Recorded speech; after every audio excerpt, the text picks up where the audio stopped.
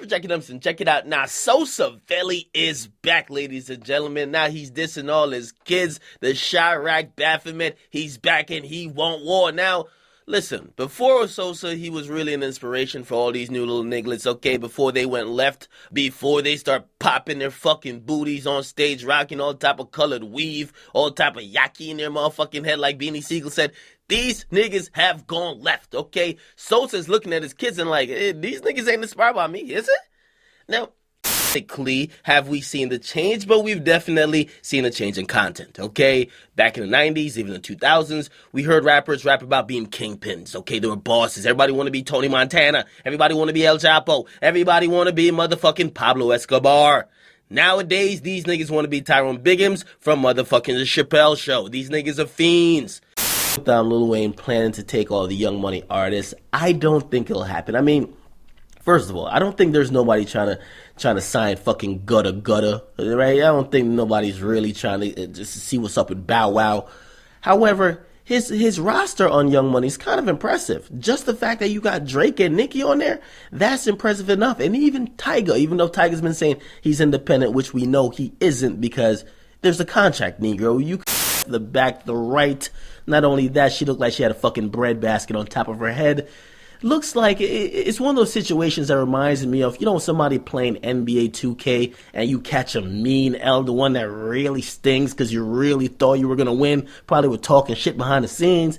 However, you lose, now you're fucking blaming your loss on your little brother who walked across the screen 5 minutes ago, say he fucked up your rhythm? Yeah, that's what this reminds me of. Now, let you want to check them and check it out because one of the Chirac commandments is fuck 12, okay? Just like that. Now, 12 is the common Negro nonsense vernacular for, it's a term that they call police. I don't know why. Some Negro came up with it. I don't know. Niggas could barely count 1, 2. They put it together 12. Who knows? Okay. Now, it's kind of ironic because I will say, man, Chicago police is one of the weakest bunch of cops on the planet. Okay.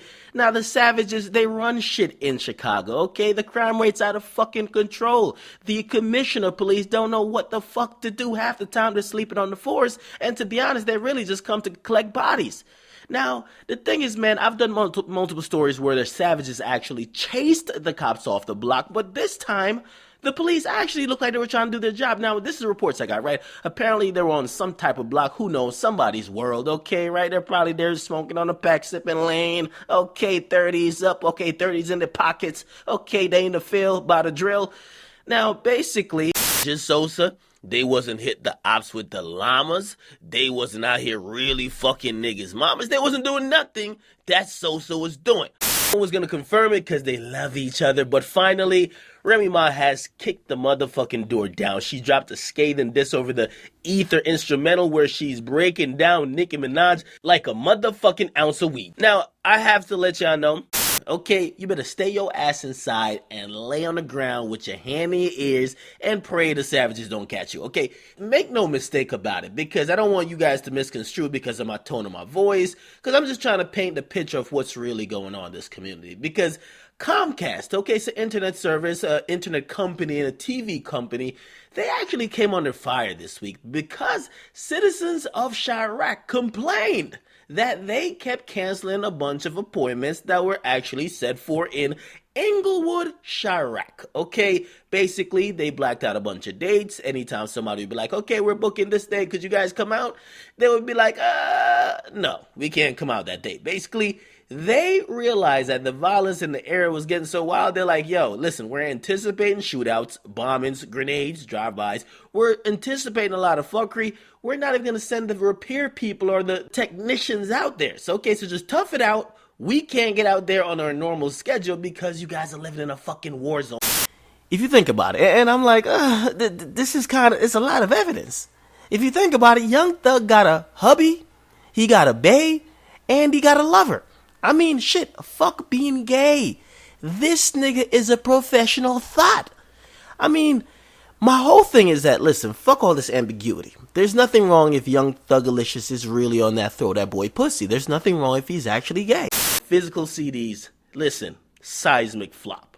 Okay, now Mr. Average, congratulations. Your album went triple styrofoam, okay? Now the thing is, which is weird, everyone now is talking about his failure. Nobody was talking about his album when it's coming out.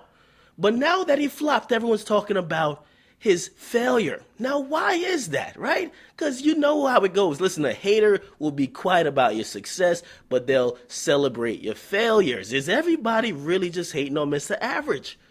Now, the answer is no. And I'm going to talk directly to Mr. Below Average right now. You know what I mean? Listen, Troy, your music don't suck. I told you this. Listen, you're average. That's it. You're not the best rapping about coke since Biggie. You're average. But I'm not going to sit here and just clown your album sales. Listen, I know your album flopped. You know it, okay? But instead, I'm going to sit here and I'm going to talk to you like a parent who just spanked their child. Okay, you see, Mr. Average, I want good for you. I'm going to tell you exactly where you went wrong and where you fucked up, okay? When you came out, start calling anyone who didn't take a liking to your music weirdos, you fucked up. You dissed 95% of the rap fan base who didn't associate or who didn't understand you at the time. You turned them off. They're weirdos, okay? Now, when you started threatening bloggers, I believe one from Vice or whatever the case is, for honest critique about you, you fucked up. You went on the radio talking all type of crazy because somebody had a negative review or something that you didn't expect. You fucked up. Pretty much all the other bloggers start looking at it like, really?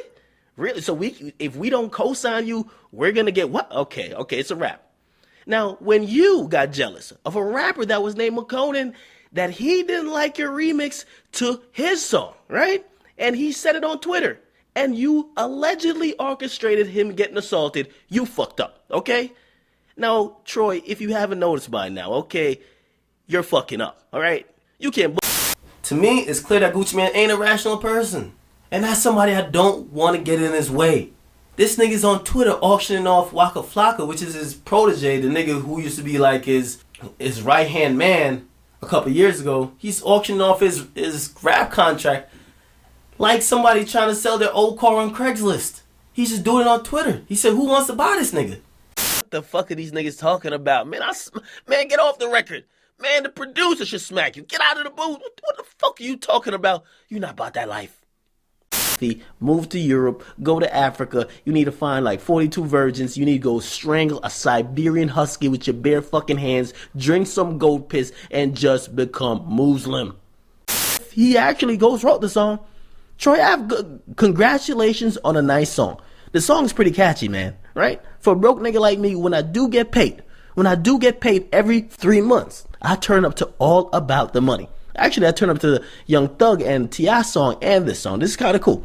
So, Demington, check this out, man, because a lot of people are confused about how the war in Chirac works. Now, number one, when you are born in Chirac and you're actually a mutant, you're a mutant savage. Number one, you have to be assigned a gun at birth. Yes, nigga, you have to be assigned a pistol at birth because the first commandment of Chirac is thou shalt not lack. You can't be lacking at birth, nigga. What the fuck? Now, after you get assigned your pistol, you then have to be assigned your kill scripts, right? You have to be pre-programmed like a killer drone to murk what they call the ops. Now, for you guys who have no idea, the ops are the people who are your opposition. So it's like a video game. You guys are playing on one squad, they're playing on the other. Believe me, this is what it is. I thought they only use a search box on Instagram and Twitter and just look through niggas' mentions because that's where niggas is kind of admitting to crimes. Niggas is posting their murder weapons on Instagram, admitting to where they were at, talking shit to other people saying, yeah, I caught you lacking, and they just admit to shit. So really, even wiretapping people, that's some old school policing. You don't need to tap niggas' phones. Niggas usually just tell you what they're doing on social media. But yeah. You got to realize, because most niggas, they're giving out evidence on social media like they're giving out double taps. And they even have Bobby Shmurda in this indictment admitting and bragging about shooting individuals of rival gangs, even as late as June of this year. They got him last year admitting something about being in a shootout, and also June of this year, he's admitting that he shot somebody. And like, oh shit, this is kind of deep, man. And yo, listen, we're not hearing the audio, but they're writing out the transcripts from the audio, so the audio will definitely be played in court. But imagine how fucking depressing that shit is to hear, man. There's even a point where Bobby Shmurda is talking to one of his other guys, and he's telling him, he's like, yo, man, I think I'm done selling fucking crack or whatever he was selling. Definitely be more than 9 million, right? Young Thug is 22 years of age. He's turning 23 on August 9th. That's the day, by the way. That's the day before Kylie Jenner turns 18. Don't ask me how I know, my nigga. Listen, all I know is I got that birthday written down on a big ass calendar. But I will say this, get back to the topic at hand. Life in Chirac is just not possible. It's a war outside, okay? They savages out there, right? Now, it's three type of people residing in Chirac. If you didn't know, I'm about to catch you up to speed. Number one is the savages, okay? Which means it's either the guys or it's probably the ops. But other than the savages, we got the cops, okay? So that's number two. And number three includes everybody else. Casualty of war. Now, let me tell you what this is, because Chirac is not a place for vacation, okay? It's not a vacation destination. You can't go to Chirac to motherfucking sightsee, okay? Matter of fact, if you're lactose intolerant, stay your ass out of Chirac. Now, you're probably asking yourself, well, academics, man, what about the mailmen, the plumbers, electricians, street cleaners, people who have regular jobs? There gotta be some regular jobs. Yeah, they do have regular jobs, but you got to keep in mind the savages have taken up occupation and really just taken up the entire motherfucking city. Okay,